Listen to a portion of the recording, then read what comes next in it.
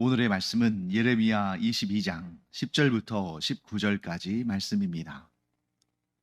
너희는 죽은 자를 위하여 울지 말며 그를 위하여 애통하지 말고 잡혀간 자를 위하여 슬피 울라. 그는 다시 돌아와 그 고국을 보지 못할 것임이라.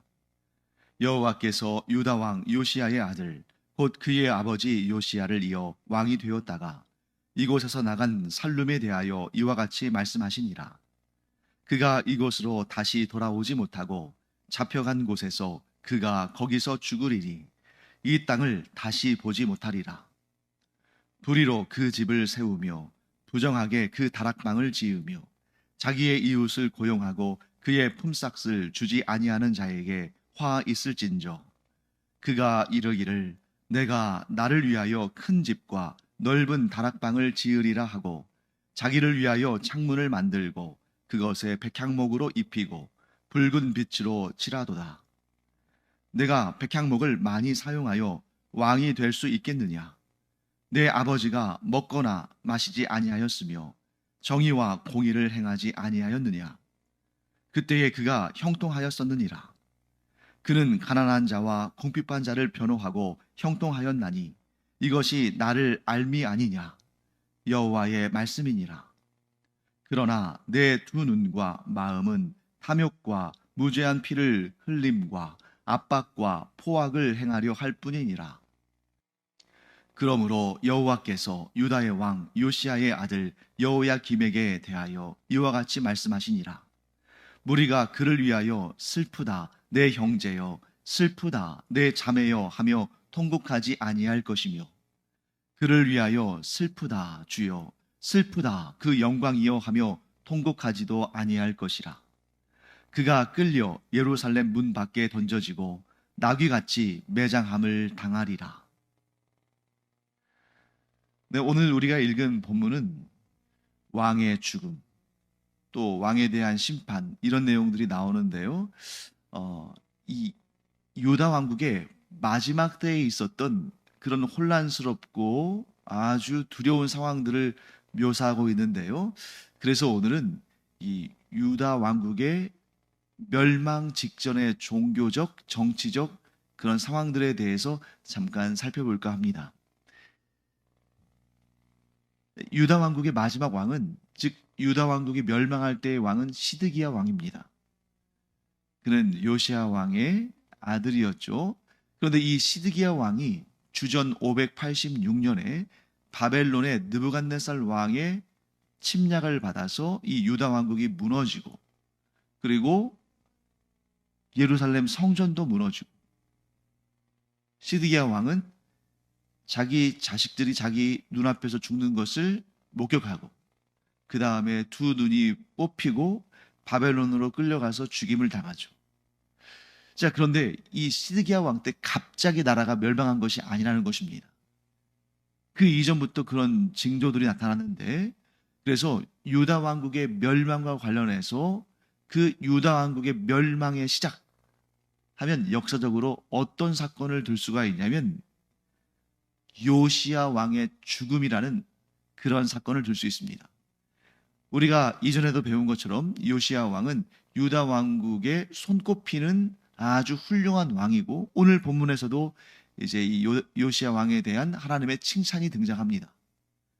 물론 명확히 요시야다, 여호야김이다, 시드기야다 이러한 이름이 직접적으로 언급되지 않을 때도 있어요. 물론 오늘 본문에는 요시야 왕, 그리고 그의 뒤를 이어 왕이 된 살룸, 그리고 여호야김 이런 사람들을 충분히 그 이름이 언급도 되고, 그 다음에 이제 충분히 우리가 유추할 수 있는 그런 내용들이 나옵니다만, 때로는 그런 이름들이 나오지 않을 수도 있거든요. 그래서 우리가 이런 역사적인 내용들, 그런 배경들을 좀 어느 정도 알고 있어야 이 본문을 해석하는데 굉장히 더 도움을 얻을 수가 있습니다. 자, 먼저 10절 말씀 볼까요? 너희는 죽은 자를 위하여 울지 말며 그를 위하여 애통하지 말고 잡혀간 자를 위하여 슬피 울라. 그는 다시 돌아와 그 고국을 보지 못할 것임이라. 자, 역사적인 내용을 알지 못한 상태에서 10절 말씀을 읽으면 어떻게 해석할 수가 있냐면, 일반론적으로 이렇게 해석할 수가 있죠. 그 바벨론의 침략에 의한 고통이 얼마나 컸던지 차라리 죽은 자들이 살아서 포로로 끌려간 자들보다 더 형편이 나을 정도다. 그들이 오히려 복 있는 사람이라고 여겨질 정도다. 이렇게 해석할 수도 있습니다. 하지만 보다 조금 더 역사적인 상황들을 통해서 구체적으로 이 본문을 본다면 죽은 자, 잡혀간 자, 단수로 되어 있잖아요. 그러니까 이걸 조금 더 역사적인 상황 가운데서 구체적으로 해석한다면 여기에서 죽은 자는 요시야 왕을, 그리고 잡혀간 자는 그의 아들인 여호야김을 의미한다 라고 해석할 수가 있습니다. 자, 그러면 그런 상황들을 한번 보겠습니다. 자, 요시야 왕은 굉장히 훌륭한 왕이죠. 그 아버지 아몬 왕은 굉장히 우상을 숭배하고 악하고 하나님의 책망을 받은 왕이었는데, 그 아들 요시야가 불과 8살의 나이에 왕위에 올랐는데, 그가 주전 622년에 성전을 수리하던 중에 율법책을 발견하고 그 율법책을 읽고 그 말씀에 자신의 삶을, 또 유다 왕국의 그런 상황을 비추어 보면서 크게 회개하고 종교개혁을 일으켜서 이 유다 왕국의 마지막 전성기를 이룬 그런 훌륭한 왕입니다. 그런데 그 훌륭한 요시야 왕도 죽을 때는 좀 안타깝게 죽었어요. 주전 609년에 어떤 사건이 있냐면, 여러분도 아마 들어보신 적은 있을 겁니다. 무기또 전투라는 전쟁이 일어납니다. 무기또 전쟁. 이 무기또 전쟁에서 요시야 왕이 죽어요. 자, 이 무기또 전쟁은 왜 일어났냐면, 그 당대에 우리가 이 서아시아, 이 중동아시아 지역의 정세를 좀 알아야 되는데, 전통적인 이 이스라엘 민족의 대적자는 아수르, 곧 아시리아입니다. 그래서 그 아수르가 북이스라엘을 무너뜨리지 않았습니까? 거기에다가 호시탐탐 남유다 왕국까지 공격하고 그 땅을 차지하려고 그렇게 아주 모질게 이 유다 왕국을 밀어붙였기 때문에, 유다 왕국의 입장에서는 이 아수르가 대대에 걸친 원수고 가장 싫어하는 나라 중에 하나입니다. 자, 그런데 이 아수르가 뭐 천년 만년 그 위세를 자랑할 것처럼 보였는데, 어떤 신흥 국가에게 밀립니다. 그 신흥 국가가 어디입니까? 바벨론이죠. 특히 바벨론의 느부갓네살 왕이 이 아수르, 전통의 강호 아수르를 쳐서 아수르의 수도인 니느웨를 정복해 버려요. 그러니까 밀려난 거죠. 이제 그 아수르 왕이. 그러니까 이 아수르 왕이 애굽, 역시 전통의 강호인 애굽에게 사신을 보내서 우리를 도와달라고 그렇게 요청을 합니다. 파병해달라고 요청하는 거예요. 왜 그렇습니까? 자, 우리가 무너지면 그 다음은 너희다. 그러니 우리를 돕는 것이 이 바벨론의 세력을 견제하는데 너희에게 또한 도움이 될 거다. 정말 사실 그렇잖아요. 왜냐하면 지금은 아수르와 패권을 다투는 사이였는데, 아수르보다 더 강한 나라인 바벨론이 생겼어요. 그 바벨론을 견제하기 위해서는 그냥 적절히 아수르가 생존하면서 그 충격을 완화시켜주는 것이 좋으니까, 그래서 이 애굽의 왕 바로 느고가 군대를 출병시킵니다. 근데 그 군대가 아수르로 가서 이 니느웨 탈환을, 즉 아수르의 수도를 탈환하기 위해서 바벨론과 전쟁을 하려면 반드시 그 길목, 유다 왕국을 지나가야 되는데, 그 길목에 있는 성읍이 무깃도예요. 그런데 그 무깃도에서, 자, 일반적으로 생각할 때는 요시야 왕, 즉 유다 왕이라면 바로 느고의 그 애굽 군대의 출병을 도와야 됩니까? 막아야 됩니까? 도와야죠. 왜? 지금 공공의 적으로 나타난 신흥 강호 바벨론이 아수르를 무너뜨린다면 그 다음은 애굽으로 진격할 때인데, 애굽으로 진격할 때 뭐 비행기를 타고 가는 것이 아니라 반드시 육로로 유다 왕국을 거쳐서 가야 되는데, 그러면 아수르 멸망시키고 그 다음에 유다 왕국 멸망시키고 그 다음에 애굽을 멸망시키는 것이 당연한 수순이잖아요. 그러니까 보통의 생각 같으면, 야, 저 바벨론이 이제 아수르를 무너뜨리면 그 다음은 우릴 텐데, 우리가 애굽의 바로느고 왕을 도와서 또 이 아수르를 도와서 바벨론의 남하 정책을 막아야겠다, 이렇게 생각할 것 같은데, 요시야 왕은 무깃도에서 바로느고가 이끄는 애굽 군대를 막아섭니다. 그래서 애굽과 전쟁을 해요. 왜 그랬을까요?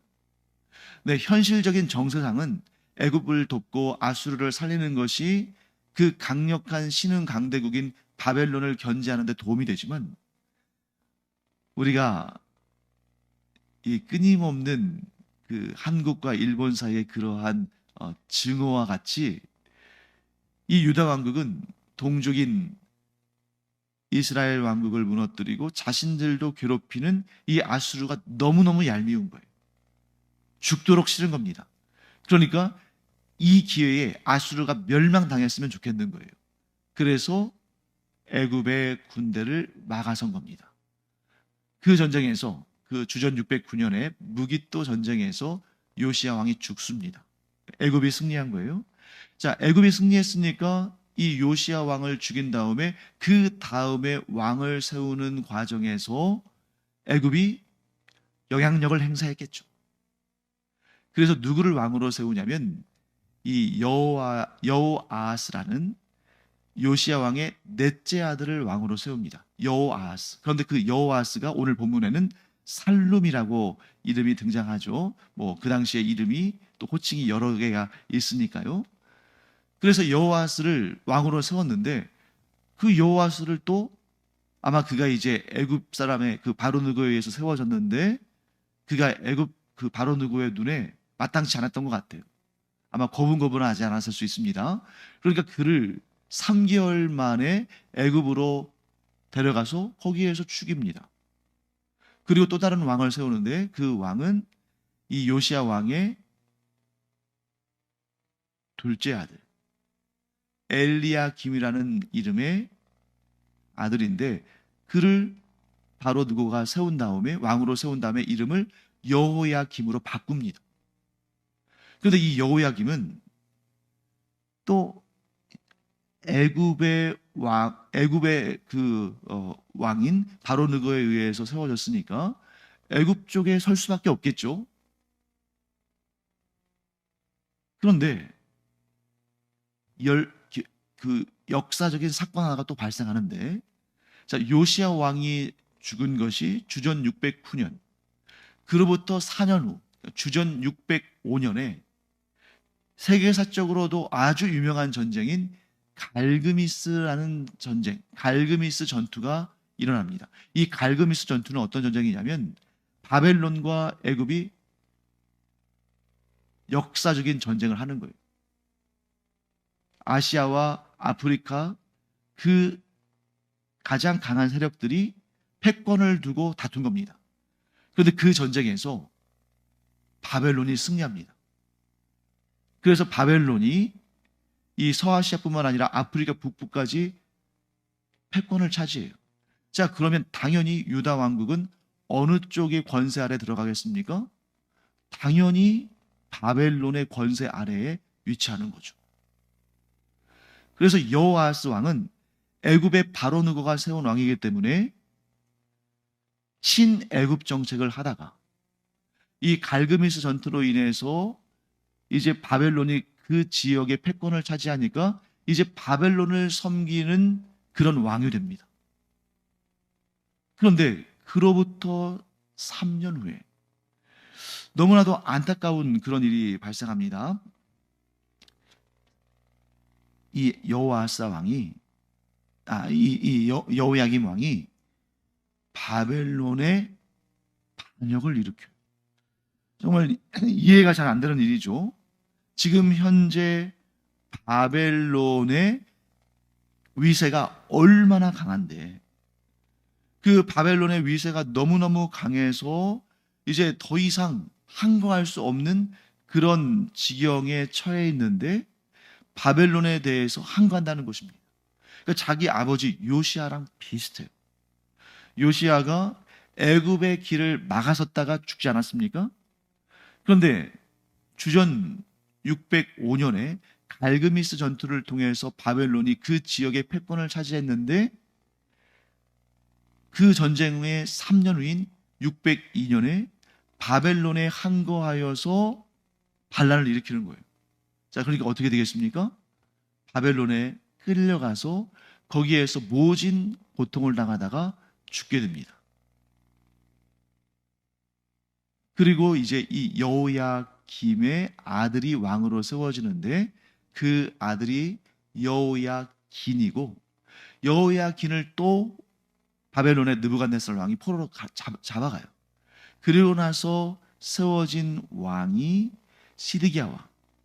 이렇게 되는 겁니다. 좀 복잡하지만 간략하게 말하면 이거예요. 요시야 왕이 죽은 다음에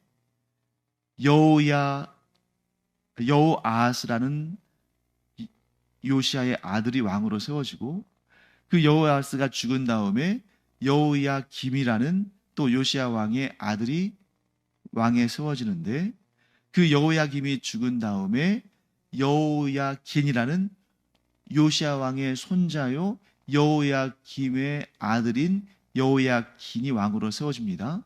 근데 그도 바벨론을 포로로 끌려가요. 그리고 요시야 왕의 또 다른 아들인 시드기야, 여호야긴에게는 삼촌이죠. 그가 왕으로 세워졌는데 그가 이 유다 왕국의 마지막 왕입니다. 그리고 그는 역시 바벨론에 끌려가서 죽습니다. 자, 좀 이 내용이 좀 복잡할 수 있지만 간단하게 이렇게 요약하겠습니다. 오늘의 본문의 내용을 보면 이겁니다. 요시야 왕은 비록 죽었지만 그가 여호와 하나님 앞에서 정의와 공의로 나라를 통치했으며 가난하고 굶주리고 소외된 자들을 보살핌으로 말미암아 하나님께 칭찬을 받았는데 그의 아들인 여호야김은 오히려 그런 상황 가운데 그렇게 나라가 혼란스럽고 지금 그 폭풍 앞에 있는 그런 등잔불같이 그런 위험한 상황인데 백성들의 고열을 뽑아다가 자기를 위해서 좋은 집을 짓고 또 다락방을 넓게 하고 다락방을 지었다는 게 우리가 오늘날처럼 막 그냥 이렇게 집 위에 간단하게 다락을 지어가지고 거기를 뭐 창고처럼 쓰고 이런 개념이 아니라 이스라엘에게 있어서 위층에 있는 다락방은 연회 장소, 그러니까 술 마시고 또 놀고 또 막 그런 만취하고 막 그런 파티를 열고 하는 그런 장소인데 그러니까 나라가 지금 위태로운 상황인데 그 위태로운 나라에는 안중도 없이 그 위태로운 상황에 대해서는 관심도 없이 그저 백성들에게서 돈을 뜯어다가 그들의 노동력을 착취하고 임금을 주지도 않고 그들의 고열로 벽에 칠하고 그래서 여기 보시면 붉은색으로 벽을 칠했다라는 표현이 등장하는데 그것은 1차적으로 보면 그 당시에 붉은색을 사용할 수 있는 것은 아주 높은 지위에 있는 왕이나 귀족들 뿐이니까 가장 호화롭게 그 연회장을 준비했다 이렇게도 표현할 수 있지만 즉 백향목이라는 가장 값비싼 재료로 집을 만들고 그 위에 붉은색으로 칠한 아주 화려한 그런 값비싼 연회장을 만들었다 이렇게도 해석할 수 있지만 그 붉은색이 상징적으로 백성들의 피를 의미할 수 있는 거죠. 즉 백성들의 피를 흘려서 자기의 탐욕을 채우고 백성들의 피로 자신의 쾌락을 삼는 그러한 악을 행했다. 그렇기 때문에 하나님께서 그를 심판하신다. 그래서 죽은 요시야 왕보다 바벨론으로 포로로 끌려가서 끔찍한 고통을 당하고 모욕적인 죽임을 당한 여호야김이 더 불쌍한 사람이다. 더 끔찍하고 고통스러운 일을 당할 것이다. 그래서 그를 위해서 울어라 하고 말씀하시는 거죠. 이 말씀을 통해서 우리가 분명히 알 수 있는 것이 있습니다. 그것이 뭐냐면 하나님을 경외하는 사람인가, 하나님을 경외하지 않는 사람인가, 하나님께 칭찬받을 사람인가, 하나님께 책망받을 사람인가, 그것을 우리가 알기는 쉽지 않아요. 왜냐하면 하나님께서 그때그때 나타나셔가지고 막 책망하시고 막 심판하시고 하시면 어느 정도 알겠지만 하나님께서 그렇게 하지 않으시거든요. 그런데 그가 책망받을 자인지 칭찬받을 자인지는 무엇을 통해서 알 수 있냐면 그가 다른 사람들에 대해서 어떻게 대하느냐를 통해서 충분히 알 수 있다는 것입니다. 그래서 요시야 왕, 이 무기토 전투에서 사망했기 때문에 너무 정말 안타까운 죽음을 당했지만 그럼에도 불구하고 그 죽음은 유다 왕국의 왕으로서 장렬히 전사한 것이기 때문에 그 죽음 자체는 뭐 개인적으로 보면 안타깝습니다만 국가적으로 보면 아주 이 기념할 만한, 또 기억할 만한, 그리고 추념할 만한 그런 일이죠. 그런데 죽은 요시야 왕보다 포로로 끌려간 여호야김이 더 안타깝다. 왜? 그는 다시 돌아오지 못할 뿐만 아니라 가장 치욕스러운 죽임을 당할 것이니까. 그리고 그 치욕스러운 죽임을 당하는 일은 그의 죄에 대한 하나님의 심판이다. 왜? 요시야 왕은 하나님 보시기에 의로운 사람이었고 가난하고 또 핍박받고 소외된 자들의 편에 서서 정의와 공의로 그들을 다스린 훌륭한 왕이었지만 여호야김은, 그의 아들 요시야 왕의 아들인 여호야김은 백성들의 노동력을 착취하고 그들의 돈을 뜯어다가 자기의 집을 화려하게 백향목으로 화려하게 만들고 그 연회장을, 그 다락방을 붉은색으로 칠하는 것처럼 사치를 행했을 뿐만 아니라 사실 그 붉은색은 백성들의 피와 같았다. 그래서 여호와 하나님 보시기에 정의와 공의를 행하지 아니하고 불의를 행하고 굶주리고 소외되고 연약한 백성들을 괴롭혔기 때문에 그는 마땅히 하나님의 무서운 징벌을 받을 사람이다 하고 말씀하는 것입니다. 사랑하는 성도 여러분, 우리가 하나님을 경외하는 것, 우리가 하나님을 사랑하는 것, 우리가 하나님의 칭찬받고 복받는 것은 우리 스스로 판단할 수는 없지만 우리의 삶을 통해서 드러난다는 거죠. 어떻게 해요? 다른 이들을 우리가 어떻게 대하느냐, 다른 이들에게 우리가 어떻게 행하느냐, 그것을 통해서 우리가 받을 하나님의 상급 혹은 책망이 드러난다는 거죠. 그래서 성경은 이렇게 말씀하십니다.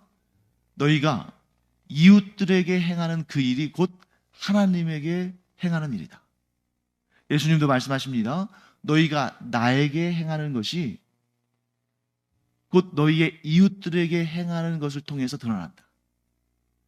사랑하는 성도 여러분, 우리가 착한 일을 해서 구원을 받는 것은 아니지만 우리가 예수 그리스도를 믿는 그 믿음으로 구원받지만 우리가 하나님께 칭찬받고 복받는 사람이라는 증거는 우리가 다른 이들을 대하는 우리의 말과 행동과 태도를 통해서 드러난다 하는 것을 우리 깨닫고 우리가 하나님께 칭찬받고 상받고 복받는 삶을 이 세상에서부터 살아가는, 그래서 예수에게 친절을 행하고 사랑을 베풀고 은혜를 베푸는 그런 우리가 되기를 간절히 축원합니다. 기도하겠습니다. 하나님, 저희가 일상에서 많은 사람들을 만나며 살아가는데 그들을 향한 우리의 태도가 또한 우리의 말과 행동이 곧 하나님을 향한 것임을 기억하고 하나님을 대하듯이 그들을, 우리의 이웃들을, 우리 주변 사람들을, 특별히 가난하고 소외되고 고통 가운데 있는 자들을 돌아보며 선을 행하며 은혜를 베푸는 저희들 되기를 원합니다. 그러한 복 있는 삶을 살도록 저희와 함께하여 주시옵소서. 감사드리며 예수님의 이름으로 축복하며 기도합니다. 아멘. 기도하는 시간입니다. 우리가 이웃들을 위해 살 수 있는 일들은 많죠. 크질 않다 할지라도 적게라도 물질적으로 도움을 줄 수 있고 따뜻한 말 한마디 격려할 수 있습니다. 그런데 가장 복된 헌신 중에 하나는 뭐냐면 그들을 위해서 기도하는 거죠. 아직 구원받지 못한 자들을 위해서 기도하는 것, 또 어려움과 힘든 상황 가운데 있는 자들을 위해서 기도로 힘을 보태주는 것, 우리가 할 수 있는 참 귀한 이웃의 섬김의 방법입니다. 그런 마음으로 기도하는 우리 되기 바랍니다. 기도하겠습니다.